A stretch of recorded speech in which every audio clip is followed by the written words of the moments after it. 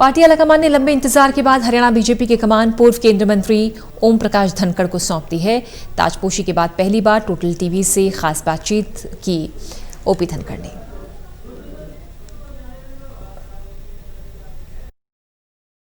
Haryana BJP प्रदेश अध्यक्ष का कार्यकाल पूरा होने के बाद नए प्रदेश अध्यक्ष बदलने की चर्चाएं जोरों पर चल रही थी, लेकिन इस बीच अब ओपी धनखड़ को पार्टी हाईकमान ने जिम्मेदारी दे दी है और नया प्रदेश अध्यक्ष नियुक्त कर दिया गया है। सर, सबसे पहले बहुत बहुत स्वागत, आप नए प्रदेश अध्यक्ष के रूप में नियुक्त किए गए। किस तरह की चुनौतियां मानते हैं आगे? देखिए, सबसे पहले तो पूरा देश या दुनिया ही एक बीमारी में से गुजर रही है। पार्टी ने उस समय बहुत सेवा की है, कहीं सैनिटाइजर की, कहीं मास्क की, कहीं भोजन की। इस समय भी अभी सेवा को इसको चलाए रखने की ज़रूरत है। तो भिन्न भिन्न रूपों में पार्टी लोगों को सजग करने में, सोशल डिस्टेंसिंग बनाने में और अपना ख्याल रखने के लिए प्रेरित करेगी। ये सबसे बड़ी चुनौती तो इस समय यही है, इस काल की। बाकी पॉलिटिकल भी जो इश्यूज आएंगे, निश्चित रूप से लाखों लाख कार्यकर्ताओं के भरोसे पार्टी जिस प्रकार से काम करती है, उसी प्रकार से उन चुनौतियों से भी हम आगे जाएंगे, आगे बढ़ेंगे। तो किसी भी प्रकार के चैलेंजेज और अवसर जो भी हैं, उन सब में पार्टी के कार्यकर्ताओं ने अच्छा काम किया है और चुनौतियों को अवसर में बदलना बीजेपी के लोगों को आता है। प्रधानमंत्री के नेतृत्व में कोरोना की चुनौती में भी आत्मनिर्भर भारत की तरफ बढ़ रहे हैं। इस चुनौती को इतने बड़े देश में इस प्रकार से निपटना, ये बहुत बड़ी बात है। मैं ध्यान कर रहा हूँ कि गुलेरिया जी जो हमारे एम्स के डायरेक्टर थे, उन्होंने कहा था कि 2.5 करोड़ लोग हो सकते हैं 15 अगस्त तक। आपने भी सुना होगा, लेकिन मुझे लगता है कि 25 लाख भी हम पहुंचेंगे। ये सजगता का परिणाम है, ये उन कोशिशों का परिणाम है जो समाज ने समझ ली है, सोशल डिस्टेंसिंग की, मास्क की, सैनिटाइजर की, अपना ख्याल रखने की। और बधाई देता हूँ अध्यक्ष साहब, गठबंधन की सरकार है इस समय हरियाणा में, तो कैसे सामंजस्य बैठाएंगे और आगे किस तरह, क्योंकि पार्टी संगठन को भी मजबूत करना है, जिला अध्यक्ष की भी नियुक्तियाँ होनी है, तो कैसे उसको? सभी मैं कहूँगा कि पार्टी का गठबंधन बहुत ही स्मूथली, बहुत ही अच्छे तालमेल के साथ चल रहा है और उसी तरह से अच्छे तालमेल के साथ चलेगा। और ये ठीक है कि संगठन के दायित्व तो बहुत दिन से पेंडिंग हो गए थे। जिला अध्यक्षों के बारे में हम सब ने कई महीनों पहले होमवर्क कर लिया था, लेकिन अब तेजी के साथ आगे बढ़ेंगे। लेकिन विरोधियों को क्या कहना चाहेंगे, क्योंकि जो कह रहे थे कि अब तो धनखड़ साहब घर पर बैठ गए, लेकिन अब फिर दोबारा से एक बड़ी जिम्मेदारी के रूप में अब पेश आए? मैं तो लगातार ही फील्ड में था। आपको पता है कि कोरोना के समय में किसानों को मास्क बांटना, सैनिटाइजर बांटना, भोजन की व्यवस्थाओं में लगना, तो घर में बैठने वाला तो मैं तो एक दिन भी नहीं था, लगातार काम में था। और निश्चित रूप से मैं ये कहूँगा कि पार्टी का हर एक कार्यकर्ता ही मैदान में था, काम करने वाला था। बीजेपी का कार्यकर्ता कभी रुकता नहीं है, वो लगातार काम करता है। विरोधी हम किसी को मानते नहीं, राजनीति में केवल विपक्षी होते हैं, पक्ष दूसरा। आपकी माताजी ने कहा है कि 5 साल के थे जब मेरे बेटे ओपी धनखड़ जब से झंडा उठाते हैं और आज उनकी मेहनत सफल हो गई है, हालांकि लगातार प्रयास करते रहते हैं। मेरी माँ ने ठीक कहा कि उस समय हमारे एक रिश्तेदार चुनाव लड़ रहे थे, मेजर चंदन सिंह जी बादली से, और मेरी चाची उनके परिवार में थी। वो मुझे झंडा बना के दे देती थी और मुझे ज़्यादा पॉलिटिक्स तो नहीं पता थी, लेकिन मोहल्ले के सारे बच्चों को इकट्ठा करके उनकी जय बुलवा के आता था। तो तब से पहली जय बुलवाना राजनीति की वो मैंने सीखा था। वो माँ ने ठीक कहा। लास्ट है सर मेरा, काफ़ी संगठन में आपने सक्रिय भूमिका निभाई, चाहे किसान मोर्चे में आप प्रदेश अध्यक्ष रहे, फिर राष्ट्रीय लेवल पर भी रहे, लेकिन अब प्रदेश अध्यक्ष के रूप में किस तरह से देखते हैं और किस तरह पार्टी को के लेवल को और ज़्यादा आगे लाने की? देखिए, एक महत्वपूर्ण दायित्व होता है प्रदेश अध्यक्ष का। थोड़ी देर पहले जब आपके दूसरे मीडिया के साथी पूछ रहे थे, तो मैंने उनको एक घटना बताई थी। मैं पहले प्रभारी था हिमाचल प्रदेश का, सह प्रभारी, और उसके बाद किसान मोर्चा अध्यक्ष बना। तो किसी ने मुझसे सवाल पूछा कि प्रभारी और अध्यक्ष में क्या अंतर है।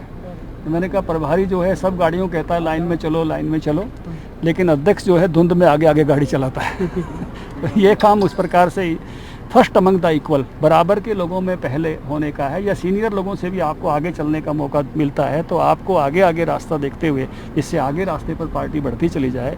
इस चुनौती को स्वीकार करके अवसर में बदलना होता है। हरियाणा में किसानों की बात ना करें तो फिर अधूरा रह जाता है। हरियाणा कृषि प्रधान देश है और आप भी कृषि मंत्री रहे हैं। आज भी मुख्यमंत्री ने 5 बजे प्रेस वार्ता की, उन्होंने किसानों की ही बात की है, तो आप भी उसमें किस तरह से भूमिका अदा करेंगे? क्योंकि सबसे इन्हीं दिनों में 2 बार मुख्यमंत्री जी से मेरी मुलाकात हुई थी। काफ़ी विषय हमने इस विषय पर डिस्कस किया है। मेरी फसल मेरे ब्यौरा के विषय को आगे ले जाते हुए हर किसान का किस प्रकार से बिक्री सबसे सुविधाजनक हो जाए। हरियाणा एकमात्र ऐसा राज्य है जो एमएसपी पर सारी फसल खरीदने के लिए पूरे प्रयास और प्रबंध करता है, किसानों के खाते में डायरेक्ट पैसा देता है। फसल बीमा का हमने सबसे अच्छा इम्प्लीमेंटेशन किया है।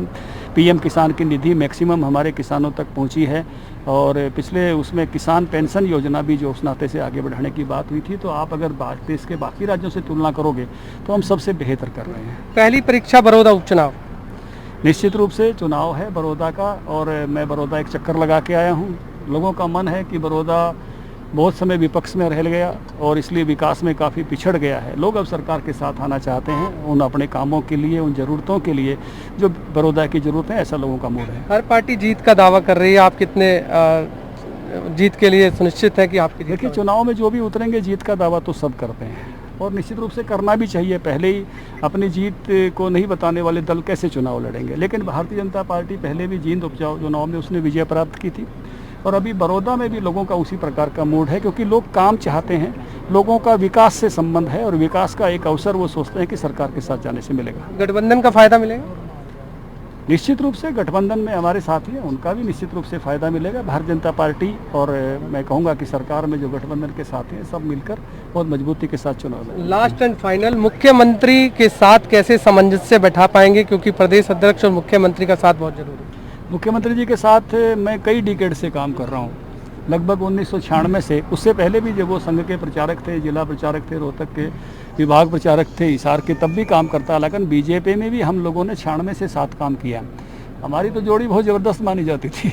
आप पुराने सारे अखबार और वो उठाकर देखेंगे, खबरें उठाकर देखेंगे, वो संगठन मंत्री होते थे, मैं महामंत्री होता था। लगातार मिलकर हमने काम किया है। केंद्र में भी गए तो मैं किसान मोर्चा देखता था, वो अंत्योदय देखते थे। तो हर समय हमने उनके मंत्रिमंडल में भी साथ मिलकर काम किया है। तो बहुत ही अच्छे, जितनी वो मुझे समझते हैं और मैं उनको समझता हूँ, वो बेहतरीन है। प्रदेश अध्यक्ष को सबसे पहले आभार किसको देना चाहेंगे प्रदेश अध्यक्ष की नियुक्ति होने? देखिए, सबसे पहले तो माननीय प्रधानमंत्री, भारत के महान नेता, मैं कहूँगा कि दुनिया में एक बड़ी शख्सियत जो हमारे नेतृत्व की आज है, मैं आदरणीय नरेंद्र मोदी जी का, हमारे गृह मंत्री आदरणीय अमित शाह जी का, मेरे मित्र आदरणीय जगत प्रकाश नड्डा जी का, जिनके साथ भी मुझे लगभग 1985-86 से साथ काम करने का अवसर बार बार मिला है, और हमारे मुख्यमंत्री मनोहर लाल जी का, और सभी कार्यकर्ताओं का। जो कार्यकर्ताओं में से दायित्व देना, ये बीजेपी की खूबी है, साधारण को असाधारण दायित्व देना। तो ये जो शैली, कार्यशैली बीजेपी की है, बाकी किसी दल में भारत में दिखाई नहीं देती है। पर परिवारों से अध्यक्ष आते हैं, बाकी दायित्व देते होंगे, लेकिन अध्यक्ष परिवारों से आते हैं या साधारण कार्यकर्ताओं से अध्यक्ष आते हैं। धनखड़, कितनी उम्मीदें थी, क्योंकि लाइन काफ़ी संख्या थे, बार बार नाम आ रहे थे, कभी कृष्णपाल गुर्जर का, कभी कैप्टन अभिमन्यु का, और भी अन्य नाम आ रहे थे। तो आपको कितनी आश्वस्त थे कि आप कोई प्रदेश अध्यक्ष नियुक्त किया जाए? देखिए, भारतीय जनता पार्टी में एक बात सिखाई, और ख़ास करके मैं जिस शख्स ने मेरे सामने कही उनका उल्लेख करूंगा। कुशाभाऊ जी ठाकरे आज हमारे मध्य नहीं है, पार्टी के राष्ट्रीय अध्यक्ष थे, उस समय भी मैं हरियाणा का महामंत्री था। उन्होंने कहा कि कभी अपनी चिंता मत करो, आपकी चिंता पार्टी का संगठन करेगा, आपके दोस्त करेंगे। आप पार्टी के संगठन की चिंता करो और अपने दोस्तों की चिंता करो। धन्यवाद सर, टोटल टीवी से बात करने के लिए। देखिए, आपने सुना जो कि नए प्रदेश अध्यक्ष के रूप में आज ओपी धनखड़ हरियाणा के नए प्रदेश अध्यक्ष बने हैं, और इन्होंने साफ तौर से कहा है कि संगठन को और ज़्यादा मजबूत किया जाएगा। कैमरामैन जितेंद्र शर्मा के साथ गुलशन ग्रोवर, गुरुग्राम।